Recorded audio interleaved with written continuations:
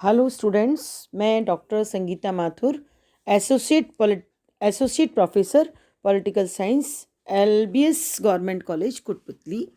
आज BA part first के students को राजनीति विज्ञान के मूल आधार के अंतर्गत व्यवहारवादी उपागम पढ़ाऊंगी। जैसा कि हम सब लोग जानते हैं, इससे पूर्व हमने परंपरागत और आधुनिक राजनीति विज्ञान को समझने का भी प्रयास किया था, और आज हम उसी कड़ी में आगे बढ़ते हुए व्यवहारवादी उपागम को समझना चाहेंगे। द्वितीय महायुद्ध के पश्चात परंपरागत राजनीति विज्ञान के विरोध में एक व्यापक क्रांति प्रारंभ हुई। समाज विज्ञान के सभी विषय इस क्रांति से प्रभावित हुए। इस क्रांति को व्यवहारवाद का नाम दिया जाता है। व्यवहारवादी उपागम नए राजनीति विज्ञान से इतना अधिक जुड़ा हुआ है कि इसे राजनीति के वैज्ञानिक अध्ययन का सहचर भी कहा जा सकता है।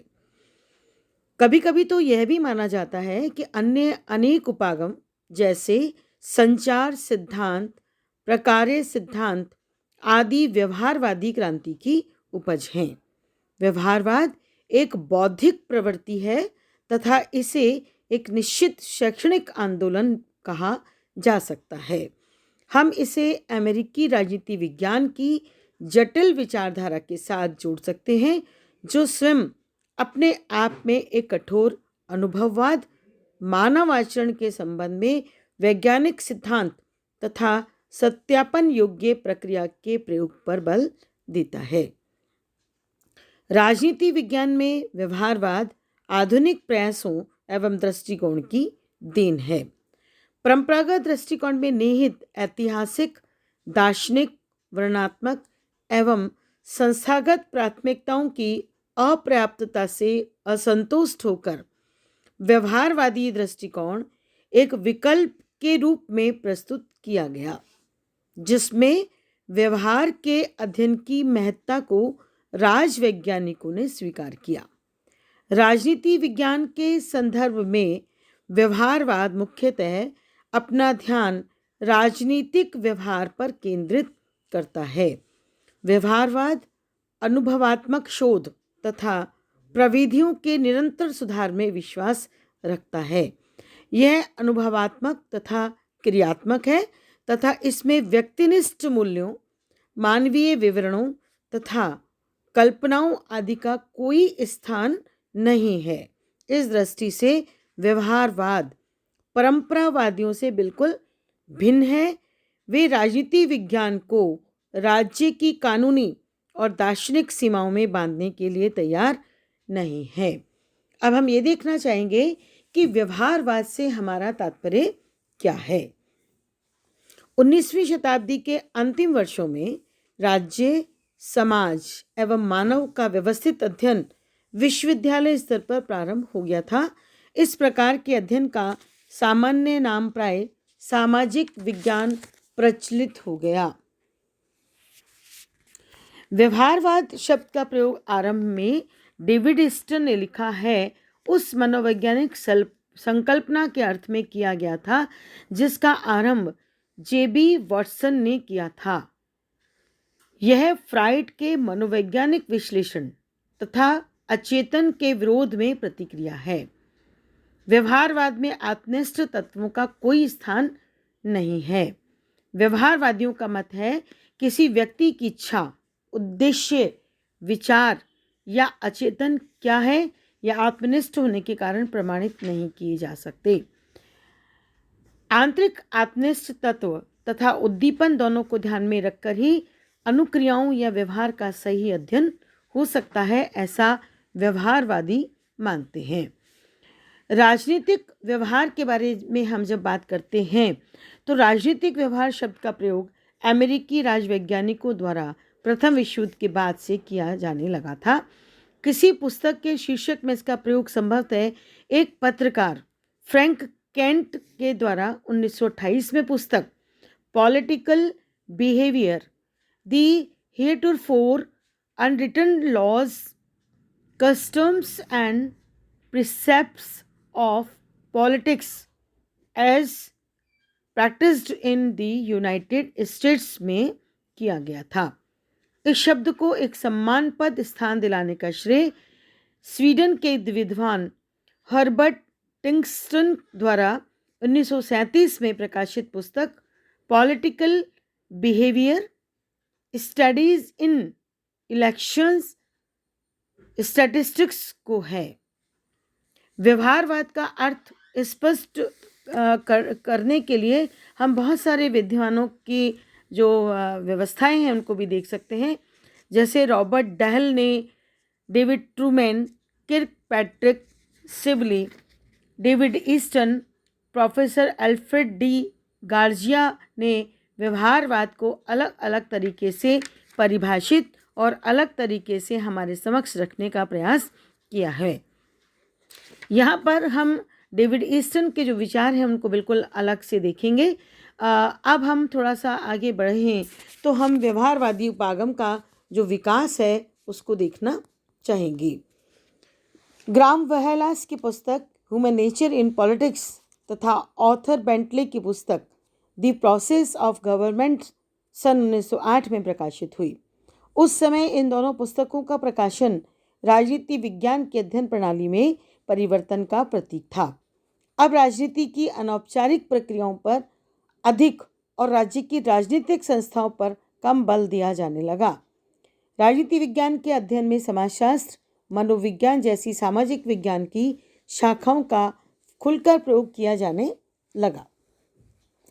व्यवहारवादी उपागम द्वितीय विश्व युद्ध की जटिल परिस्थितियों की उपज है। द्वितीय विश्व युद्ध के समय अनेक यूरोपीय विद्वानों को भागकर अमेरिका जाना पड़ा। युद्धकालीन परिस्थितियों ने इन्हें अनुभववादी तथा मूल्य निरपेक्ष बना दिया तथा इन्होंने व्यवहारवादी आंदोलन को जन्म दिया। व्यवहारवाद का आधार अनुभववाद है। राजविज्ञान में अनुभव का इतिहास काफ़ी पुराना है। इसका आधुनिक जनक जॉन लॉक माना जाता है। वर्तमान में अनुभववाद व्यवहारवाद की पृष्ठभूमि के रूप में उभरा है और समाजशास्त्री वैज्ञानिकों के प्रभाव से उसका झुकाव व्यवहारवाद की ओर उन्मुख हुआ है। यहाँ पर हम अमेरिका में चार्ल्स मैरियम को भी ले सकते हैं कि उन्होंने व्यवहारवाद की अगुवाई की और मैरियम की पुस्तक न्यू एस्पेक्ट्स ऑफ पॉलिटिक्स 1925 अनुभववादियों की प्रेरणा का स्रोत बन गई। यहाँ पर हम और भी कई विद्वानों का इसमें उल्लेख कर सकते हैं और उसमें गॉस्नेल, लॉसवेल, अल्पर्ट, क्रैशमर कृत, इनकी भी कुछ ऐसी कृतियां हैं जिसमें हम व्यवहारवाद की स्थितियों को समझ सकते हैं। शिकागो विश्वविद्यालय की त्रिमूर्ति टीवी स्मिथ, चार्ल्स मैरियम और हेराल्ड लासवेल को अभिनव राजविज्ञान का संस्थापक कहा जा सकता है। Charles Mariam social science research council के पहले चेयरमैन थे जिन्होंने न्यू एस्पेक्ट्स ऑफ पॉलिटिक्स पुस्तक लिखकर राजशास्त्र को विज्ञान बनाने का नारा दिया। मैरियम की प्रेरणा से सुप्रसिद्ध शिकागो संप्रदाय व्यवहारवाद का गढ़ बन गया और मैरियम की प्रेरणा से ही विद्वानों ने विश्लेषण की सांख्यिकी तकनीक का प्रयोग करना प्रारंभ कर दिया। व्यक्ति और छोटे समूह के राजनीतिक आचरण का अध्ययन भी मैरियम की प्रेरणा कहना अतिरंजन नहीं होगा। मैरियम के बाद Harold Lasswell, David Easton, Almond Coleman, Karl Deutsch, Edward Shils आदि ने व्यवहारवादी अध्ययन को आगे बढ़ाया। रॉबर्ट ए डहल और सिमूर एम लिपसेट ने शोध कार्य के लिए सिद्धांत निर्माण पर जोर दिया।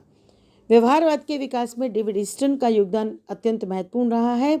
आगे चलकर हम व्यवहारवाद में अनुभव क्रांतिकारी उत्तर व्यवहारवाद का भी उद्बोधक वही बना, ये भी हम लोग आगे देखेंगे। नेक्स्ट हम ये देखना चाहेंगे कि व्यवहारवाद जो है उसका उदय होने के पीछे कौन से महत्वपूर्ण कारण रहे हैं। उसमें हम 3-4 कारणों को शामिल कर सकते हैं। पहला है परंपरागत अध्ययन पद्धतियों के प्रति असंतोष, दूसरा है अन्य सामाजिक विज्ञानों से प्रेरणा, तीसरा द्वितीय विश्व युद्ध का प्रभाव और चौथा नवीन अध्ययन पद्धतियों का प्रयोग। अंत में हम लोग व्यवहारवाद की जो लक्षण हैं, मूल मान्यताएं हैं, विशेषताएं हैं, उनको देखना चाहेंगे और संक्षेप में हम उनका वर्णन करेंगे कि किस तरीके से हम व्यवहारवाद की मूल मान्यताओं को समझ सकते हैं। अब तक के विवेचन के आधार पर हम व्यवहारवाद के कुछ लक्षणों को स्पष्ट कर सकते हैं। पहला हम देख सकते हैं कि व्यवहारवादी ये मानते हैं कि अध्ययन की इकाई बहुत बड़ी ना होकर लघु होनी चाहिए। व्यवहारवादी दृष्टिकोण छोटे छोटे विषयों के गंभीर अध्ययन और विश्लेषण को प्राथमिकता देता है। दूसरी मान्यता या विशेषता जो हम ले सकते हैं वो है कि राजनीति शास्त्र में व्यक्ति समूहों के व्यवहार का अध्ययन उपयुक्त है। एकांकी संस्थागत अध्ययन अपर्याप्त एवं असंतोषजनक बना रहेगा। अतः व्यक्ति के व्यवहार का अध्ययन आवश्यक है, क्योंकि संस्थाओं की कार्य प्रक्रिया का निर्णायक तत्व संस्थाओं से संबद्ध व्यक्ति या समूह का व्यवहार होता है। संस्था के अंदर व्यक्ति व्यवहार और समूह व्यवहार के अध्ययन के लिए व्यवहारवाद राजनीतिक नेता के कार्यभूमिका, पात्रत्व और अभिजन का प्रभाव, विधायिका के सदस्यों की अपनी भूमिका, बोध आदि के अध्ययन पर बल देता है। नेक्स्ट हम मान्यता अगर लेना चाहें तो वो है कि अध्ययन एवं शोध सिद्धांत निर्माण से प्रेरित होना चाहिए। और ये कहा गया है कि सिद्धांत निर्माण सर्वोच्च स्तर का समय एवं व्यापक सामान्यीकरण के अनुरूप होना चाहिए, जिसमें कार्य कारण का संबंध स्थापित किया जा सके। व्यवहारवाद की सबसे बड़ी विशेषता है सिद्धांत का प्रयोग। नेक्स्ट अगर हम मान्यता लें तो वो है अंतर विषयक अध्ययन इसमें किए जाने चाहिए, क्योंकि विषय एवं अध्ययन सामग्री का गहनता के लिए बहुत आवश्यकता है। इसका अर्थ यह है कि राजनीति शास्त्र को एकाकी प्रस्तुत नहीं किया जाना चाहिए, क्योंकि राजनीतिक व्यवहार सामाजिक व्यवहार का एक छोटा सा पक्ष है। इससे राजनीतिक व्यवहार की व्याख्या में सामाजिक पहलुओं का ध्यान रखा जाना चाहिए, तभी राजनीतिक व्यवहार के अध्ययन को औचित्यपूर्ण माना जाएगा। नेक्स्ट लक्षण या विशेषता या मान्यता के रूप में हम ले सकते हैं कि व्यवहारवादी अध्ययन के संदर्भ में एक लक्षण यह उभर कर सामने आता है कि मूल्यों का अध्ययन निरर्थक है। राजनीति शास्त्र के संदर्भ में मूल्य लोकतंत्र, समानता और स्वतंत्रता आदि हैं, जिनका वैज्ञानिक परीक्षण संभव नहीं है। हालांकि मतदान व्यवहार के अध्ययन के संदर्भ में लोकतंत्र के मूल्य को अनदेखा नहीं किया जा सकता, जो कि एक अपवाद है। इसलिए व्यवहारवादी मानते हैं कि राजनीति शास्त्र के अध्ययन में नैतिकता एवं मूल्यों पर आधारित जो प्रश्नों के विवेचन का कोई स्थान नहीं होना चाहिए। अंतिम अगर हम विशेषता या मान्यता देखें तो हम कह सकते हैं कि नई प्रणाली के प्रयोग में व्यवहारवादी प्रेक्षण और लेखा को अत्यधिक परिशुद्ध किया जाता है। तालिकाएं, ग्राफ, गणितीय मॉडल, अनुमाप प्रविधि का अधिकाधिक प्रयोग किया जाता है और पुस्तकालय अनुसंधान के स्थान पर क्षेत्रीय अध्ययन करते हैं। विश्लेषण के लिए सूक्ष्म अति सूक्ष्म संप्रत्यय निरूपण करते हैं और पूर्ण अनुशासन के साथ व्यवस्थित इंद्रियानुभववाद को अपनाते हैं। संक्षेप में राजनीतिक व्यवहार से अभिप्राय केवल प्रत्यक्ष या अप्रत्यक्ष रूप से परिवेक्षणीय राजनीतिक क्रियाओं से नहीं, वरन इसका संबंध व्यवहार के उन बोधात्मक, अभिप्रेरणात्मक और अभिवृत्तात्मक घटकों से भी है जिनसे हमारी राजनीतिक मांगों, आशाओं, विश्वासों, मूल्यों, लक्ष्यों की व्यवस्था आदि का ताना बाना बुना जाता है। इस प्रकार व्यवहारवाद की जो अध्ययन सामग्री है वो व्यक्ति की राजनीतिक मांगों, अभिलाषाओं, लक्ष्यों, मूल्यों तथा राजनीतिक विश्वासों की व्यवस्थाओं आदि का निर्माण करने वाली है। और इस प्रकार निष्कर्षतः हम कह सकते हैं कि व्यवहारवाद कठोर अनुसंधान प्रतिमानों के विकास और राजनीतिक व्यवहार की समस्याओं के लिए विश्लेषण के परिशुद्ध तरीकों को लागू करने का प्रयास करता है। Thank you.